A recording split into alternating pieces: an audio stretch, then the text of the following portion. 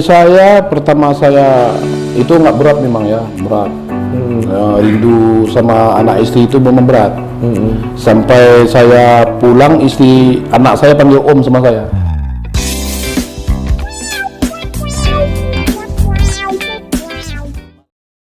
Belajar terus seperti apa jalannya pekerjaan di offshore itu. Rupanya memang asik rupanya.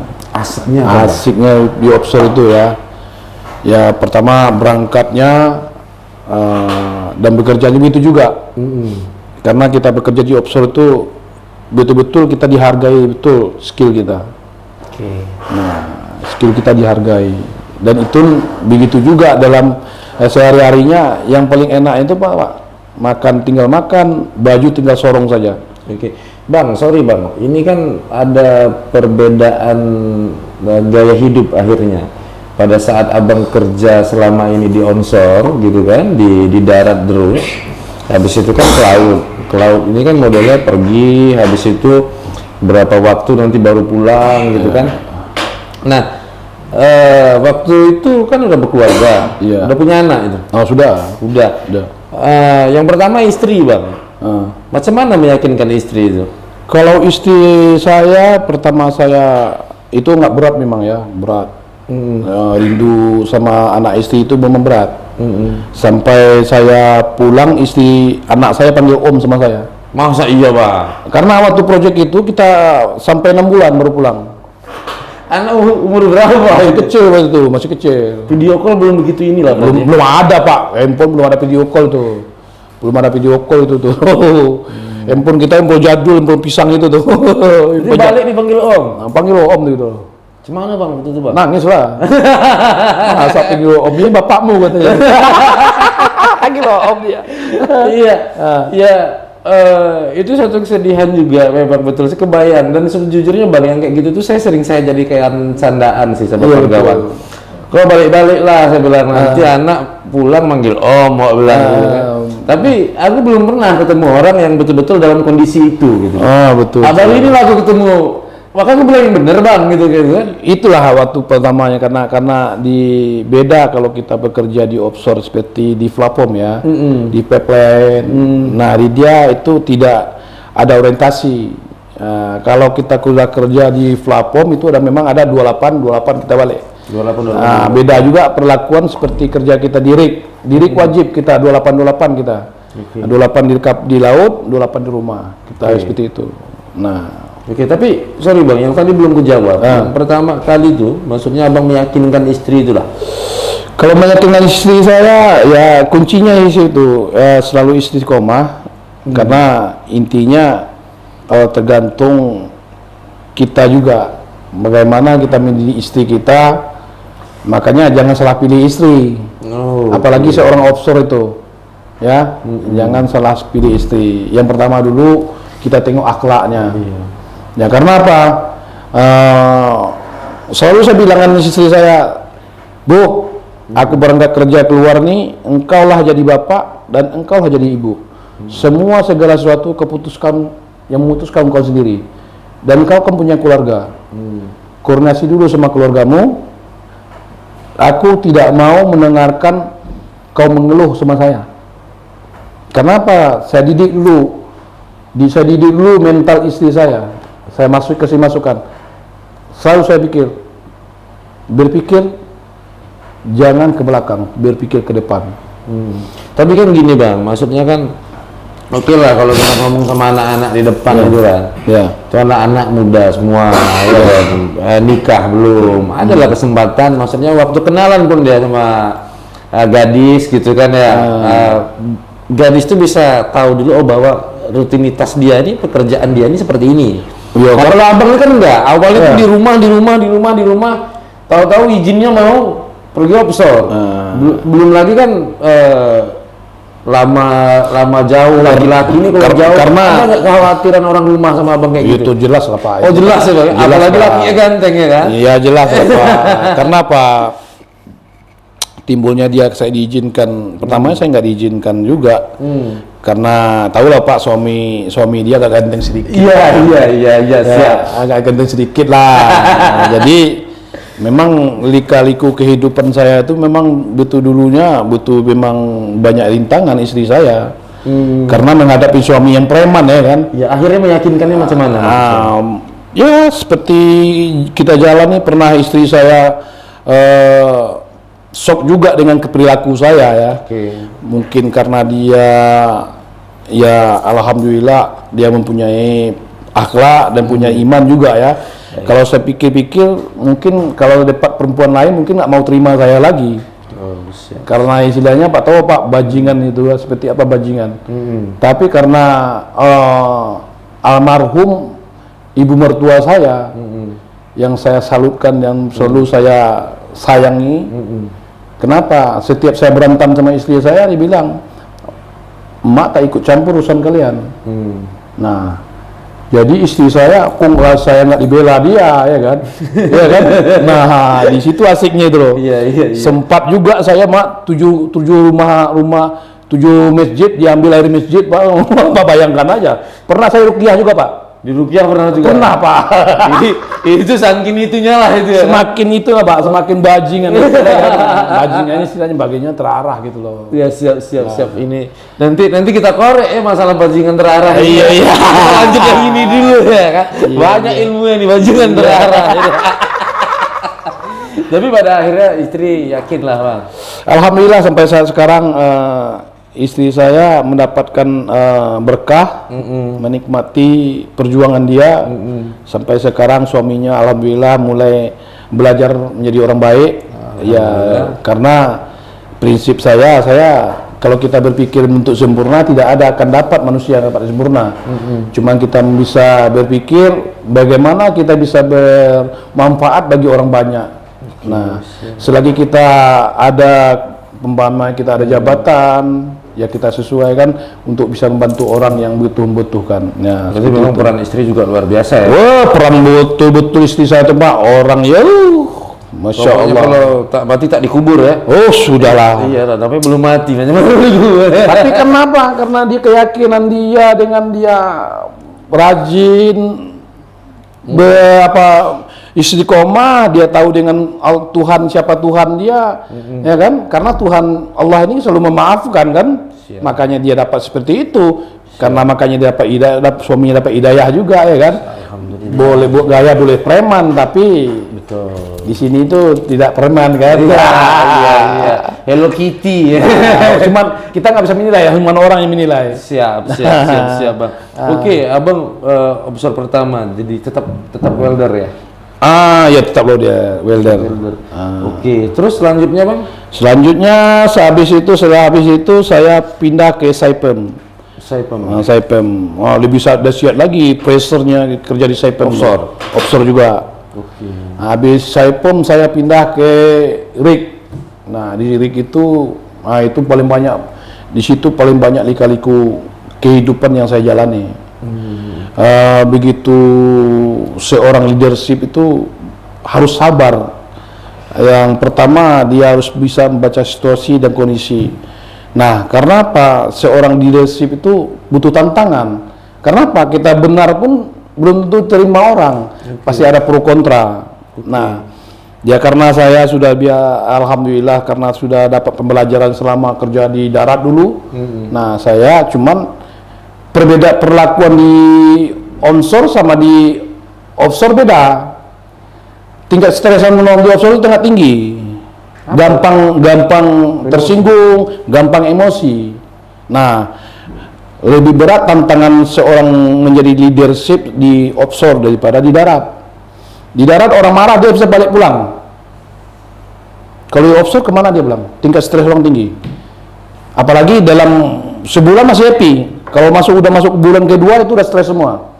Nah, di situ kita sudah tahu yang mana karakter kawan-kawan kita. Dan Abang offshore dari pertama kali udah jadi leader juga atau supervisor juga? Nah, ya sebenarnya di Saipem di rig itu saya udah menjadi leadership juga. Nah, karena di rig itu kerja itu kita sendiri yang menguasai semua, baik fitter-nya, baik welder-nya, baik permitnya pun kita semua sendiri. Kita lah kita weldernya, kita foreman-nya, kita supervisinya. Seperti itu. Available kita. Nah, habis saya pindah itu, saya pindah leadership. First time kami ambil rig di Korea. Nah, itu banyak yang saya jaga itu. Nah, kawan-kawan seperti ini, selalu kuncinya ini aja. Kalau kita dalam bekerja ke offshore itu, yang makanya saya bilang perlakuannya beda itu apa? Seperti apa? Kalau di perlakuan kita kerja di offshore tuh kita membawa nama bangsa. Satu, kita membawa nama bangsa. Nah, bisa satu orang yang bermasalah, efeknya ke personal, bukan per individu. Nah, di situ kita harus bijak mengambil keputusan. Nah, lebih berat. Nah, apalagi macam saudara-saudara kita di orang Indonesia ini, karakternya memang keras, gampang terprovokasi. Nah, disinilah yang kekurangan kawan-kawan kita masih gampang emosi, tidak memikirkan efek apa terjadinya nanti. Nah, makanya kita selalu sebenarnya kalau yang di leadership itu dia harus memahami dengan sistem domino, apa itu KPI, banyak harus dipelajari. Kan abang itu kan karena abang sudah taruhlah berpengalaman juga dari darat ya, ngadapin orang, komunikasi sama orang, betul gitu kan. Nah, gimana dengan adik-adik kita yang masih muda, yang baru-baru masuk ini, gimana ya kira-kira saran abang buat mereka biar jangan gampang tersulut gitu? Nah, buat yang adik-adik yang masih muda, yang masih macam yang masih iyalah masih muda-muda yang masih ada gagahnya, cuman pesan saya selalu cintai pekerjaanmu dan selalu berpikir ke depan. Jangan yang tidak perlu tahu, jangan tak usah tahu. Yang nggak perlu diomongin, jangan usah diomongkan. Dan selalu berpikir positif, jangan negatif. Dan satu kunci dalam bekerja, jagalah kawanmu. Kadang-kadang kita mau mencari perhatian atau mencari pujian. Nah, disinilah banyaknya orang mencari pujian terus. Bisa ujung-ujungnya merusak kawan dia sendiri. Kalau saya jujur saja Pak, sampai saya sekarang masih saya tanamkan di diri saya akan menempatkan posisi saya di posisi yang tidak nyaman. Kenapa begitu? Saya ambil pembelajaran di situ. Di mana kekurangan saya? Saya dimarahin orang, saya tidak akan marah. Selagi masih di jalurnya. Asal dengan Bapak mau katanya kan. Jangan membawa ke fisik. Itu hal yang lumrah. Nah, permasalahan, kalau permasalahan itu jangan dibuat jadi masalah. Buat masalah itu membuat kita dewasa. Apa permasalahannya? Kita pelajari. Jangan membuat masalah itu jadi masalah. Buat masalah itu jadi motivasi kita sendiri supaya kita dewasa. Nah, begitulah adik-adik yang menilai sekarang nih. Contoh jujur aja Pak. Sekarang di SMUI yang senior sering kalah tes. Kenapa yang anak baru kemarin itu bisa lewat tes? Karena apa? Karena kita yang senior biasanya masih pilihkan pekerjaan. Udahlah kacangnya ini kan. Rupanya betul kacang ya kan. Tapi kalau orang yang perdana dia betul-betul Pak, cleaning betul-betul cleaning dia. Sungguh-sungguh dia.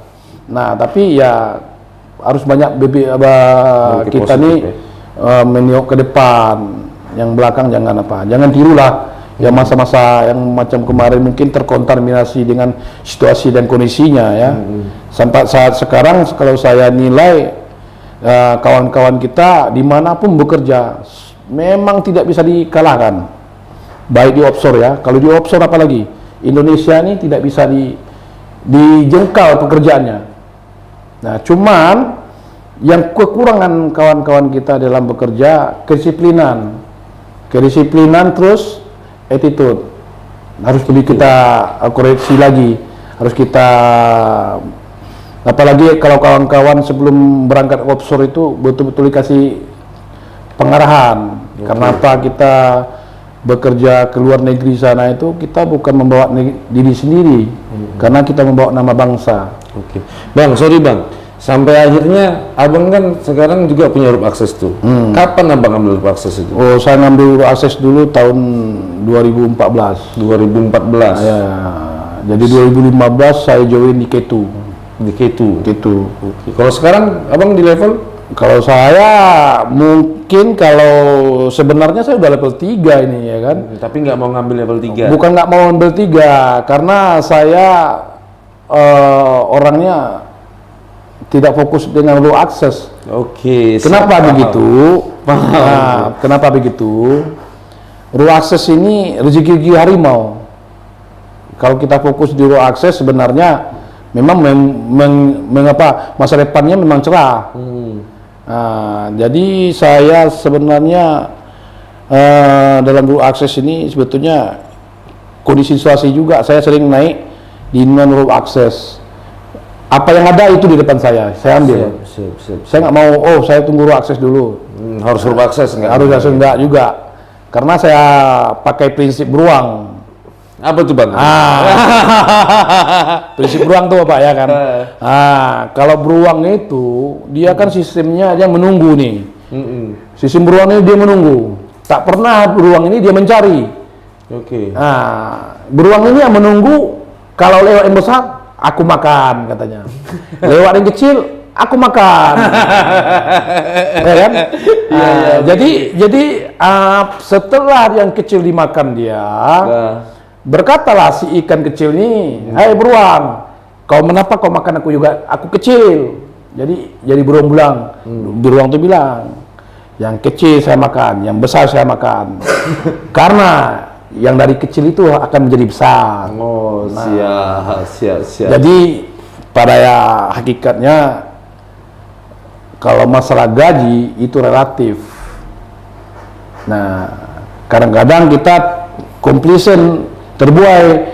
Gaji raw access kadang-kadang dulu memang raw access itu $400 $450 per day.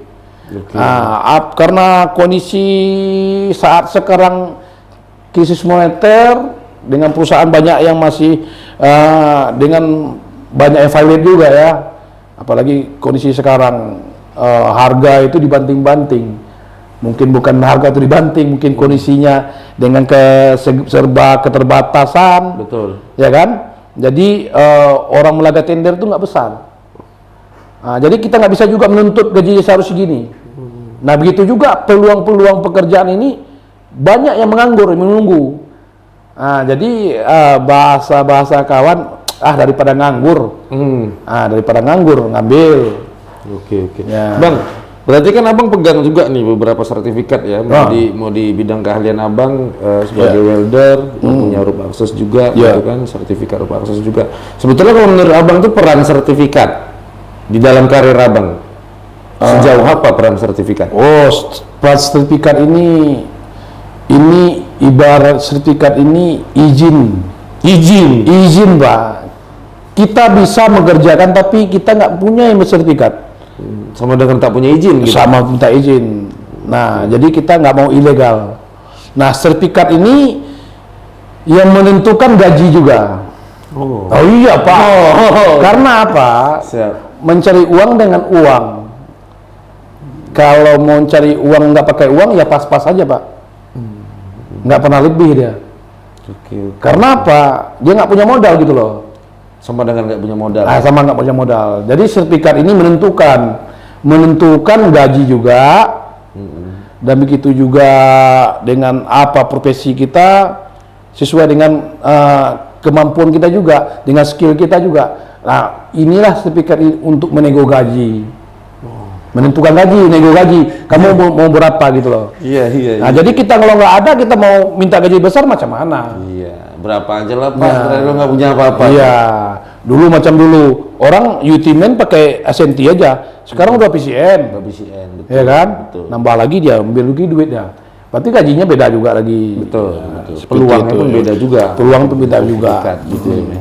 Oke Bang, terus kalau untuk di offshore tuh Bang, nah awal-awal bingung nggak Bang di offshore? Kalau saya awal-awal memang membingungkan. Yang pertama bingung itu yang selalu stresnya karena kita kan laki-laki ini punya dua kepala kan. Iya. Pertama 1 bulan memang selalu kepala ini berpikir. Ya, jadi dua kepala ini bertanya-tanya dia. Pertama kali abang kena berapa bulan ya Opsor? Oh, 6 bulan. Pertama kali 6 bulan. Stres Pak. Tapi bahagianya minta ampun Pak. Oh iya. Dari Pesto saya berangkat pertama itu, disitulah cita-cita mertua saya sampai ke Mekah juga. Alhamdulillah. Sampai pun saya pun di rumah, ada motor baru juga ya kan. Subhanallah. Itu Pak. Jadi kalau kerja di offshore itu menjanjikan. Bener Bang, sama juga kayak podcast ini kan. Ya. Obrolan ini kenapa kami pengen banget bagikan ini ke adik-adik kita, ke teman-teman gitu ya. Ya. Kami cerita.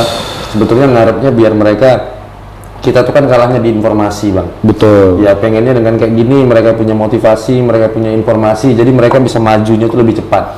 Betul. Nah, mudah-mudahan kalau majunya lebih cepat nanti mereka bisa menduduki jabatan juga yang lebih tinggi, lebih cepat lagi gitu kan gitu. Nah, macam sekarang Pak ya, buat kawan-kawan juga, PR juga, sambil kita berjalan, sambil kita memberi peluang untuk adik-adik kita berikutnya, kita jagalah ladang-ladang kita di mana kita bekerja. Buatlah pekerjaan itu sesuai dengan yang diinginkan perusahaan. Jadi nextnya dia akan memakai orang kita lagi. Banyak perusahaan-perusahaan sekarang juga yang sudah lari dari pekerja Indonesia. Nah, banyak macamnya bos macam Herema sudah dulu orang Indonesia semua menguasai. Padahal kalau kita ngomongin potensi kayak abang bilang tadi, potensi orang Indonesia luar biasa. Luar biasa, sungguh luar biasa. Kalau dalam pekerjaan tidak ada komplainan masalah pekerjaan. Baik di pekerjaan, cuma hanya komplainan kedisiplinan. Bang, sekarang abang tuh udah pernah jalan kemana aja? Kalau offshore lah. Kalau offshore saya sudah menjalani, alhamdulillah, saya menjalani Brunei, Asia sudah saya jalani semua. India, Afrika itu sudah semua Afrika.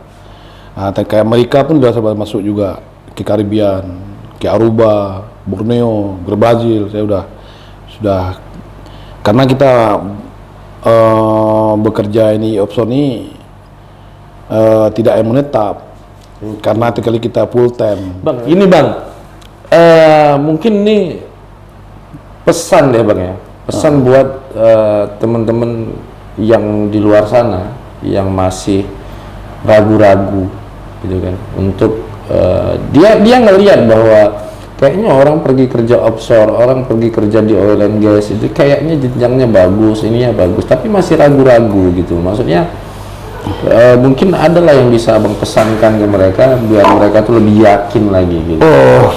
Ini pesan saya sedikit saja buat kawan-kawan yang masih belum pernah masuk offshore. Sebenarnya ke offshore itu kita sudah ada sistem, tidak ada yang rumit.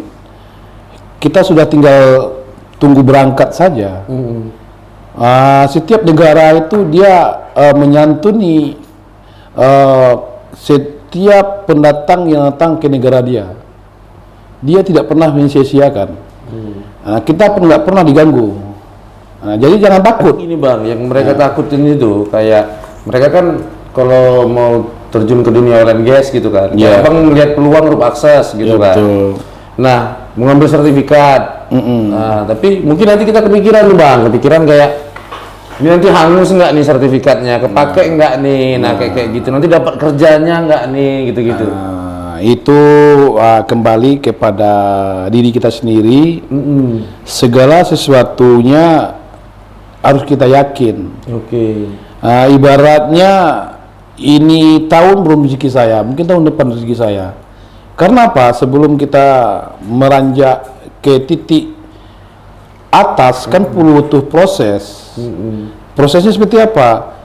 Nah, di dalam pekerjaan oil and gas ini yang pertama dulu spekulasi. Contohnya pergaulan harus dilebar luaskan. Nah, bergaul harus kita mengobserv. Kita harus ditempatkan diri kita dengan orang-orang offshore. Kita bergaul dengan orang offshore. Nah, kalau kita ingin kerja di darat, ya bergaul sama orang darat. Ingin kita bergaul kerja di offshore, bergaul dengan orang-orang offshore. Orang-orang yang di mana yang tujuan kita. Seperti itu. Jangan salah tempat pula. Jangan salah tempat. Kalau salah tempat kita nggak akan dapat gitu loh. Oke. Macam ini kita raw access, ya kita gabung dengan raw access.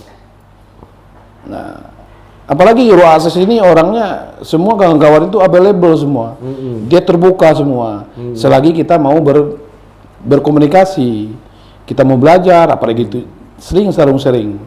Apalagi macam di Batam ini buat kawan-kawan yang untuk pingin raw access. Yang belum ada raw access, yang belum ada NLT, kan ada di ECI, macam KBR.